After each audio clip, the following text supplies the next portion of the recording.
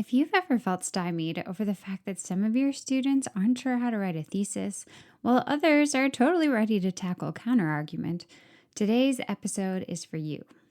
Not so long ago, Kareem Farah of the Modern Classrooms Project was here to share the MCP vision for a differentiated, blended classroom and how it can support all learners. Today, his founding partner, Rob Barnett, joins us to follow up, sharing specific techniques for creating instructional videos and learning roadmaps in ELA.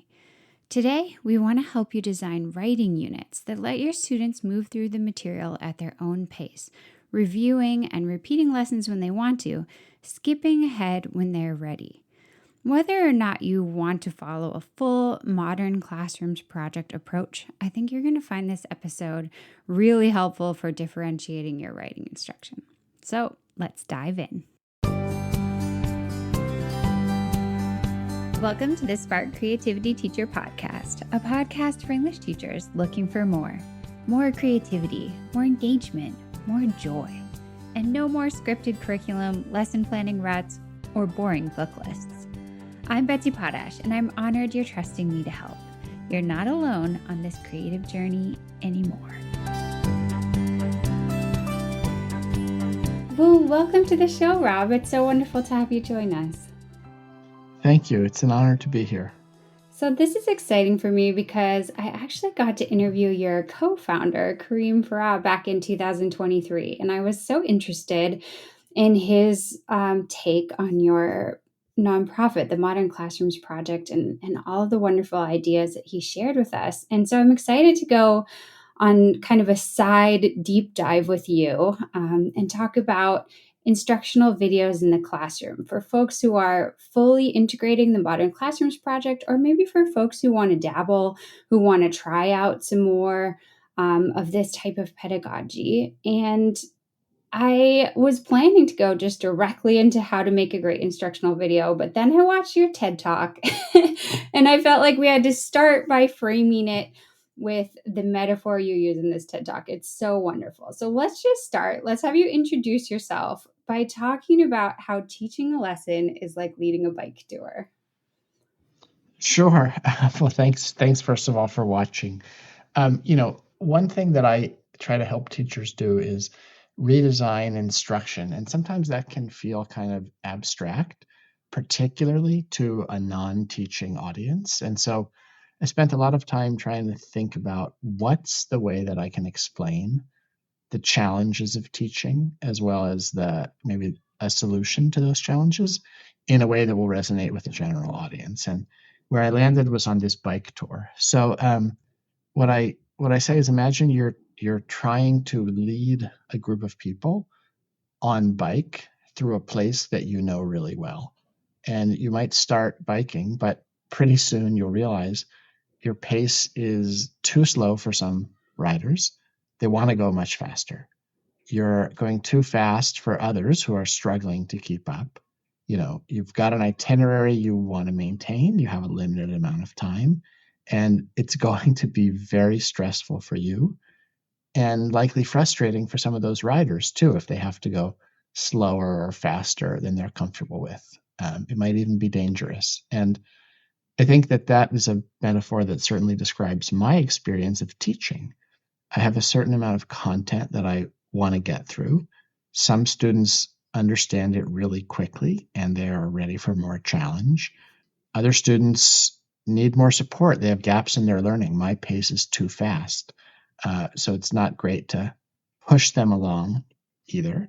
And then some students are not there at all because they're absent or they arrive late or they're distracted. And I think the fundamental challenge of teaching is figuring out how do you keep all of those students, despite their different abilities and interests and backgrounds and needs, how do you keep them all challenged and supported each day so that every student learns as much as possible? Given that students have different needs in the classroom, how do you meet them all? And I hope that the bike example, brings that to life. Yeah. Well, I just found myself nodding along so enthusiastically as I was listening to that talk. And I felt the same way as I was reading your new book when you talked about these three specific students that you remember from your first year of teaching? Like the student who wanted to just drive forward, knew so much, was excited to take honors math the next year, the student who, was absent all the time, often came into class halfway through, and the student who was really finding the subject a struggle, and just how difficult it is to meet all of their needs at the same time. I found myself really relating to that too. Yeah, well, I'm glad that resonated. I mean, we as teachers, we often say, well, we have to get through the curriculum and we have to hit the standards and all these things. But really what we have to do is figure out what our students need and how do we address each of their needs. And, in every class, there are students who are advanced and need a challenge. There are students who are equally capable, but for whatever reason, lack of skills or lack of self-confidence, just need more support. And there are students who miss class and need help catching up. And so I think if we think about it that way in terms of how do we keep each of those students engaged, um, that will help us figure out what sort of instruction we should deliver. It became apparent to me, fairly early in my teaching career that the way I had been trained to teach, which was, basically stand in front of the room and deliver the same lesson to whichever students happened to be present that day, wasn't going to challenge my advanced learners, wasn't going to support the students who were behind, and wasn't going to be much help at all to students who missed class. Yeah. Yeah. So today, what I'm hoping the project we can sort of take on is how we can apply this idea of differentiated self-paced learning for students to the area of writing instruction, because I think for many folks listening, they have really had this experience with their writers in class. They get kids who are just ready to write an 8-page research paper and crush it, and they know how to do the citations and introduce the quotes. And then they've got kids who've maybe never written a research paper. Same with arguments, same with compare and contrast. They get just really a range of skills when it comes to grammar, when it comes to sentence structure, when it comes to types of writing. And so, what I'm hoping we can do is talk about how to apply this modern classrooms project pedagogy to this kind of one specific area of ELA. Does that sound okay to you? That sounds great to me, and I'm just coming off writing a book, so I have all those challenges of writing, which is a hard skill to learn and a hard thing to teach, top of mind. So yes, great. Okay, perfect. So let's start by talking about the process of creating instructional videos, because this is kind of one of the cornerstones of this idea of giving students more power over their learning, the fact that they can move at their own pace. And yet at the same time, it can be a little bit intimidating, right, for teachers to think about creating videos. What about the tech? What about the lighting? Am I going to say, it can be stressful. So talk to us a little bit about what makes a good instructional video in the classroom from your perspective, given all that you've learned, all that your community has learned, all of your research. Sure, and you're right. This can be intimidating. You know, the first thing I think when you think about creating a video is to really be clear to yourself on what is the purpose of the video, what can it achieve. And sometimes when I talk to teachers and I say, it's good to use video in your instruction because it gets you away from this one lesson per day model and it allows students to start moving at their own paces. I think teachers feel like, well, are you saying that my whole class is going to become video and students will be on screens the whole time? And I have to say, no, of course not. That's not what I want at all. In my classroom and in modern classrooms, videos play a pretty narrow role. Videos are short and concise, 5 or 10 minutes. And before you record the video, you should think what that role is. To me, the video replaces direct instruction that I would otherwise provide from the front of the room. So if I'm explaining what is a topic sentence, I could explain that to my whole class. But just like you say, some students understand topic sentences and they've written, hundreds of great topic sentences before. Some students might be struggling to understand what a sentence is. So explaining it from the front of the room won't work. That's where a video works really well because you have an explanation that, students can pause, rewind, rewatch. You don't have to keep repeating yourself, right? They can watch it in school, they can watch it at home, and you can now spend your time doing something that I think is so important to writing instruction, which is like sitting down with learners, giving feedback, answering questions. So that's the role of video. Yeah. Once you once you know the video you're going to create, what skill it is you want to cover in a really concise video, that's when I think some of the questions you raised come up, like how do I do it? And what I always say is if you can get on a Zoom call, you can record a video. In fact, the first videos I made, Zoom wasn't around, I don't think. So I used Skype, which was a video calling platform. But you start a Skype call with yourself, you hit the record button, you explain something, and then you hit end recording.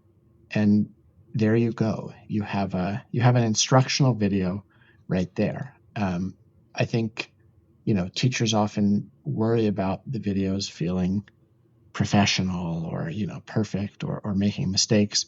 What I always say, and what my co-founder Kareem might have said when he was on the podcast before, is the videos don't need to be professional. They need to be personal.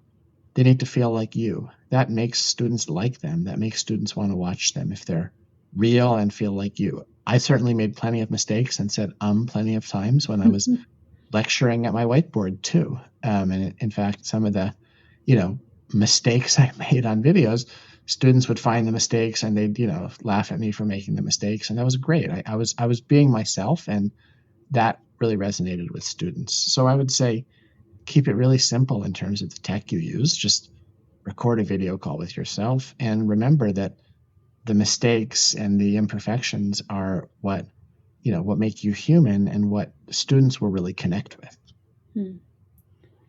So whether it's Zoom, probably not Skype, or some other video platform, and a teacher jumps on, would you suggest they open up some kind of digital whiteboard or a Google slide deck? Or how do you kind of suggest they capture students' attention visually? Or is it just going to be like a video feed of the teacher? So I've seen as many versions of this as there are teachers I've trained. Every teacher does all the things I talk about a little differently, and as they should, right? Teachers are different; they have different personalities. Their students are different. So, if you're listening, I hope the main thing you'll take away is you should do what feels right to you. For me, what I like to do is just have a Google slideshow, really simple. Not a lot of text, not a lot of fancy colors or animations. A simple Google slideshow with some animations. So it can be hard for students to read and listen at the same time. So I might have on a slide 2 or 3 bullets of 2 or 3 words each. That sort of gives me something to show, gives some students something to look at. It keeps me organized as I'm recording the video, and might also give students something to write down while they're watching the video. It's a really good practice for students to write things as they watch because it keeps them engaged, helps them retain what they've learned afterwards. And nice thing about a video is you can always pause to take notes and then resume. You don't have to, not like when you're at the board and you say, I'm ready for the next point, and one student says, wait, I haven't finished writing it down. The video gives flexibility in that way. So I try to just show a slideshow that is really simple without a lot of text. And I like to, like on the Zoom call, or many platforms let you do this, I like to have my face in the corner.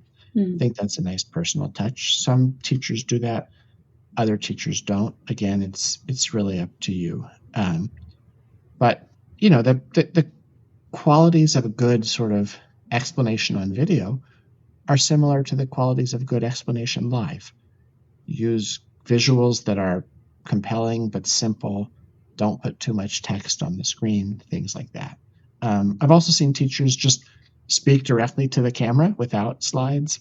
I've seen teachers who have, if you're teaching something like a grammar point and you have a document camera, you might record, your handwriting as you go through a sentence and maybe mark it up, add punctuation or edit it.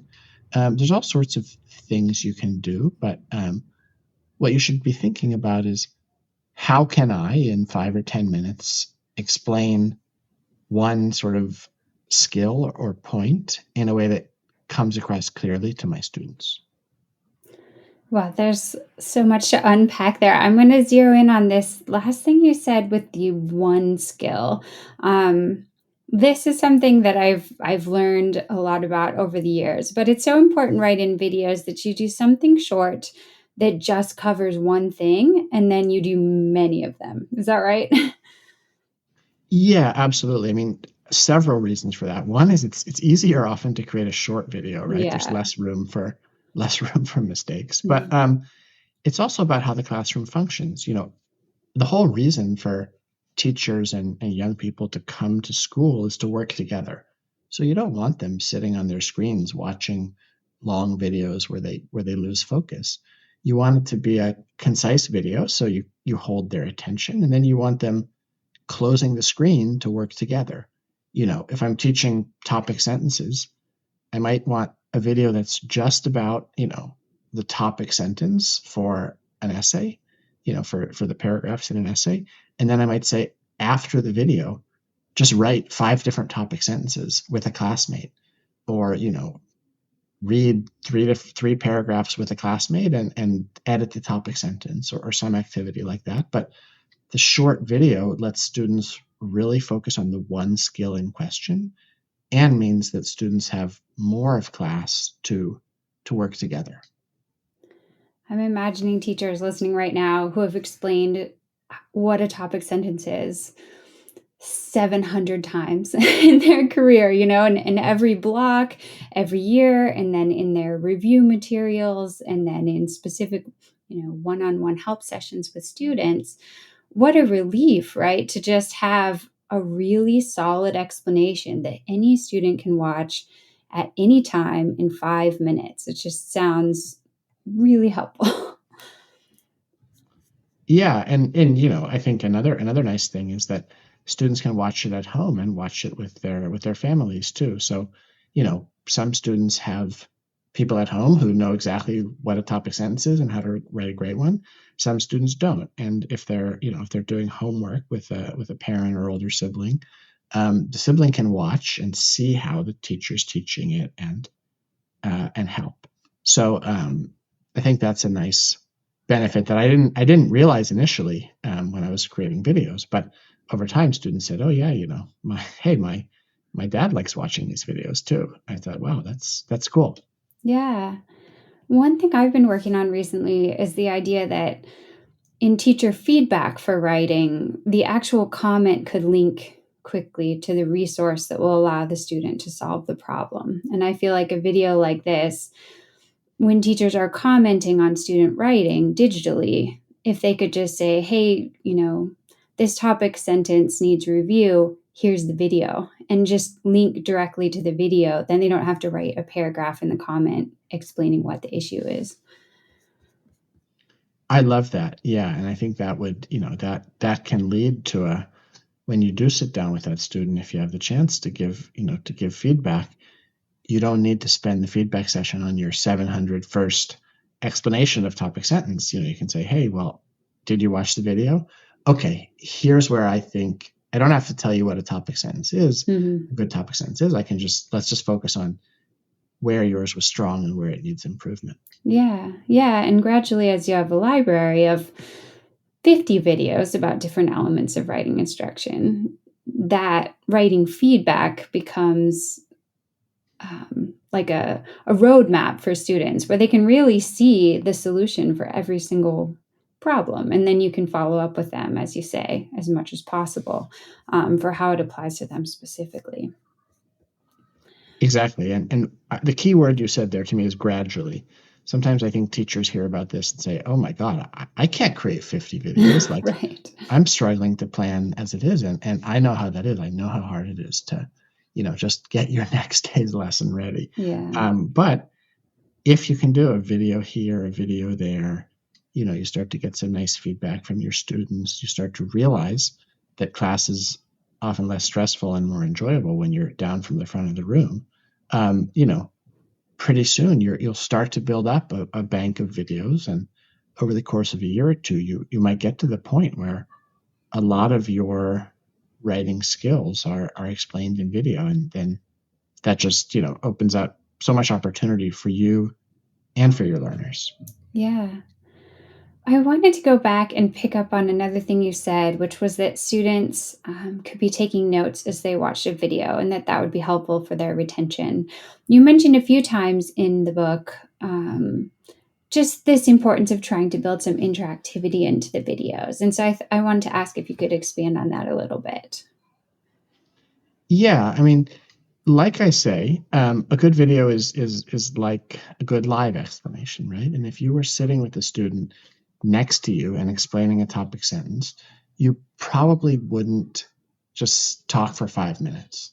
You'd probably ask the student at some point, to answer a question or what they think, or to write something down in their notes, to engage in a way that's more active than just sitting and listening. Um, I think that's possible with the video too. So some video platforms allow you to like embed questions into the video. So once you've recorded the video, if you upload the video to any number of different platforms, the one I used was Edpuzzle, but there are lots of other ones too. You can put questions in there, and the video will pause for the student to answer the question. And when I learned that this existed, I thought, wow, instead of standing at the front of the room and, I remember how awkward it was sometimes to pause my explanation to ask the whole class a question, because maybe no one would raise their hand, or the same students would always raise their hands. And Mhm. I wanted to call on students I didn't hear from, but they might be embarrassed to answer. Like there's so much, it felt so fraught sometimes questioning in front of the whole class. Yeah. I realized if you can ask your question during the video, every student has the opportunity to answer every question, and in a way that's not like risking answering in front of the class and feeling like perhaps I didn't give a good answer. So I love embedded questions for that reason. They're engaging and they just give students lots of at bats, lots of chances to practice answering questions. So that's a great way to keep students engaged. Also, having students take notes. So a lot of modern classroom teachers give their students guided notes. It might be, a copy of the slides that you show in your video, but with key information removed. So students are filling in the words that are appearing in your video. It might be fill in the blanks. It might be Cornell notes, any kind of note taking strategy that you would use typically, you can use with a video. It's just a lot nicer when students can watch at their own paces. It used to be so stressful for me when I'd be ready to move to my next slide whole Mhm. class, but some students write fast and they were finished, and some students said, "Wait, Mr. Barnett, I haven't finished writing yet." Like that's a terrible position for a teacher to be in, because you Yeah. don't want the students to be bored. But what could feel worse as a teacher than moving on to the next slide when a student has told you they haven't finished writing the notes, right? That's like being on that bike ride again. That's so uncomfortable. So the video just disappears that problem. Yeah. Yeah, that's lovely. I One thing I especially like about the Ed puzzle approach, or whatever program a teacher might choose to use, is that then you can use the same video in so many different ways. You can turn it into an Ed puzzle back and forth for a lesson, but then you can maintain that video in a separate form just as a resource, because you don't necessarily want to ask students the same questions if they're going to watch it 3 times as they work on their paper. So you can sort of have the resource version and the lesson version, which seems like a nice 2 for 1. Yeah, absolutely. And I do think there are some platforms that they'll only ask the student the question the first time through. Oh, that's Um, helpful too. but that might require the student to have an account. So, I it is certainly true that once you get into this, you can go deep into the advantages and disadvantages of each platform. What I would encourage listeners to do is just get started with something that feels accessible and feels simple. And you know, as time goes on, you'll you'll learn the features you want to use and don't want to use. But I think what I love about your question is you have to think about what are the ways in which students will be watching the video. Is it the first time through, or is this a video they're going to watch 3 times over for a review? And with that in mind, how do you create a good experience for the student of engaging with and learning from the video? Yeah. Yeah, well, I just feel excited about this idea, and I'm imagining that I have slowly built up a library of these videos. And I have a video about thesis statements and transitions and topic sentences and introducing quotes and counter arguments and MLA format and punctuation and all these things. And I'm looking at my rather cluttered desktop and I'm trying to think, how do I organize this for my kids? Can you speak to that a little bit? That seems like a really interesting question to me. Yeah, of course, and that is a challenge. I think teaching in this way, you know, requires strong systems and good organization. So Yeah. what I did to address that, and what Modern Classrooms Project does, is we help teachers try to get the most out of their learning management systems. That might be Google Classroom, might be Canvas, it might be just a free Google site or even a hyperdoc that you share with your students. As with video recording, it's not what platform you use, but it's what kind of experience you create for your students. What I always aspired to create was something that felt very clear, logical, and linear for my students. So my students knew, okay, the first video I have to watch is this. After I watch the video, I need to do this practice activity with my classmates. Then I need to take a mastery check. If I pass the mastery check, I move to the next video. If not, I go back, I revise, and I try that mastery check again. But it would be almost like a checklist that students go through. It could be a paper checklist, or if they're watching videos, it might be more of a digital checklist. But so students just always know what comes next. I think that's really good practice for a teacher too, by the way, to really think through, okay, the project for this month is writing a 5-paragraph essay.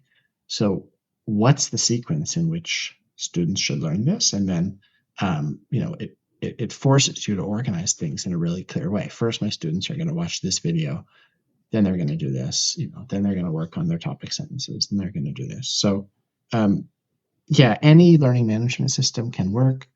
A Google Doc or a Google site can work too. It's just about having a clear path for every student to follow.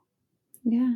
Okay. So I'm picturing myself creating kind of a roadmap hyperdoc on slides that kind of explains each step and then links out to the thing that needs to happen next. And I can visualize actually that being a pretty fun project. Yeah, I mean, like I hope I've conveyed, every modern classroom teacher does this differently. And so Yeah. some people, they just have the simplest possible, checklist that is just black and white on paper that's printed for students. Other people have these incredible digital game boards, where it's like you have a Google slide and you advance your token from lesson to lesson. It's a question of what works for you as a teacher and what works for your students. A Modern Classrooms Project, we're a nonprofit that has just all of our resources free for teachers, and so we do have a guide to to progress trackers like this, and if you see it, you can see just a lot of ideas of things that teachers have used, and some things work better for high school students and some better for elementary students. I hope that we can provide examples that teachers can use to build off of. Yeah, that's wonderful. Well, we'll put our heads together after this and load up the show notes with links for teachers to try these helpful resources. Great. Yeah, I'm always happy to, happy to share any resources really that can help teachers, whether you use this whether you copy the resource exactly, or you look at the resource and say, I don't like this element, I'm going to change this, or I want to do something totally different. That's all good. I trust you to do what's best for you and your students. I see my role as just sort of sharing what possibilities there are and what I've seen work. That's wonderful. Thank you so much for coming on, Rob. I know you have your new book out, Meet Every Learner's Needs, so folks can pick that up to learn a lot more about this. But where else should teachers go to find out more about what you're up to and what the Modern Classrooms Project is doing?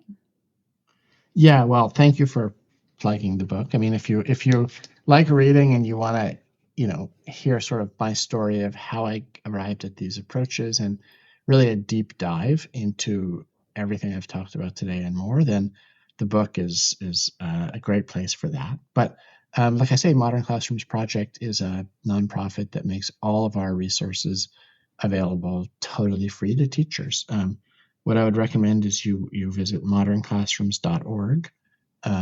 And we have a free course there, which is at learn.modernclassrooms.org, which really walks you in depth through every element of the blended, self-paced, mastery-based classroom.